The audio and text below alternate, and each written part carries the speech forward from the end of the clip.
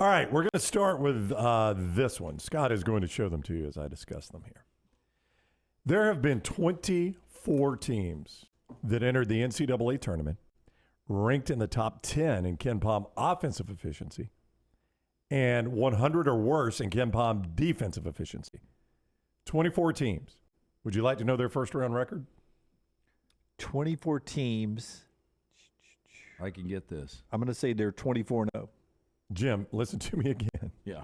Top 10 in KenPom offensive efficiency. Oh, no. 100th or worse in KenPom defensive efficiency. What'd you say, 24 times? 24 teams have entered the NCAA I will tournament. go 8-16.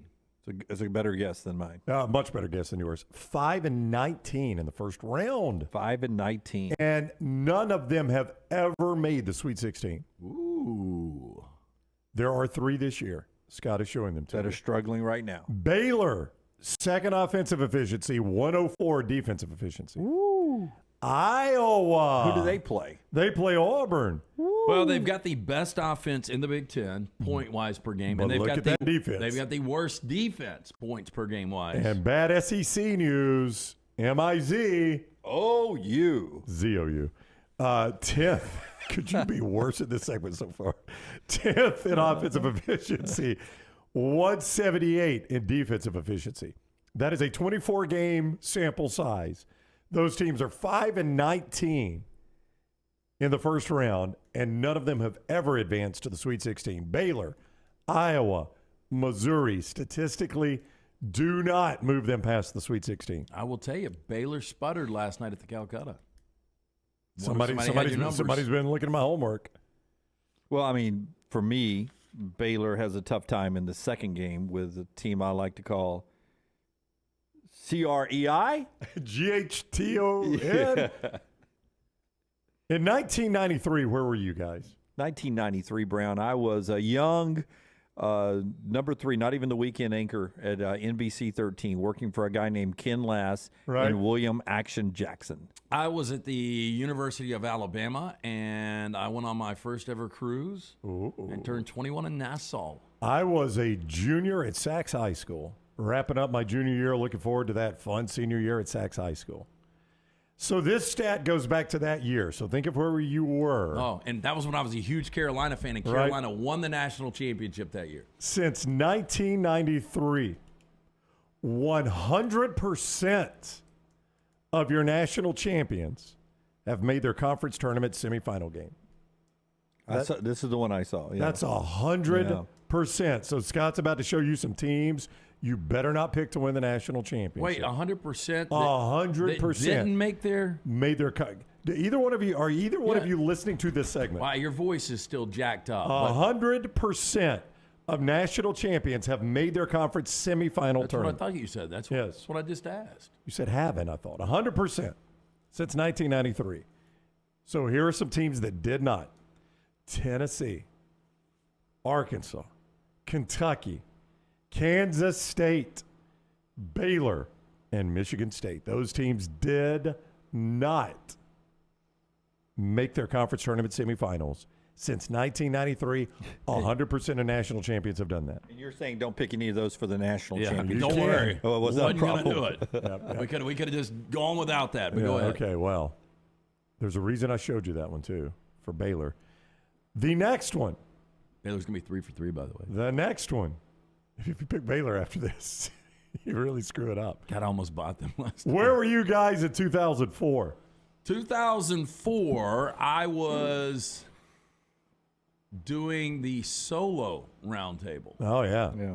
I had not started with you yet on AM 690. I thought we had in 04. Yeah, I think so, too. We just started. Brown was telling me that I talk too much. That's right. Don't listen enough. A little condescending. A little long-winded, going to commercial breaks. Yep, a little condescending. So doing a 1-hour roundtable solo, and Leighton was one, and Jack was yet to be born. Yeah, I was expecting my second child.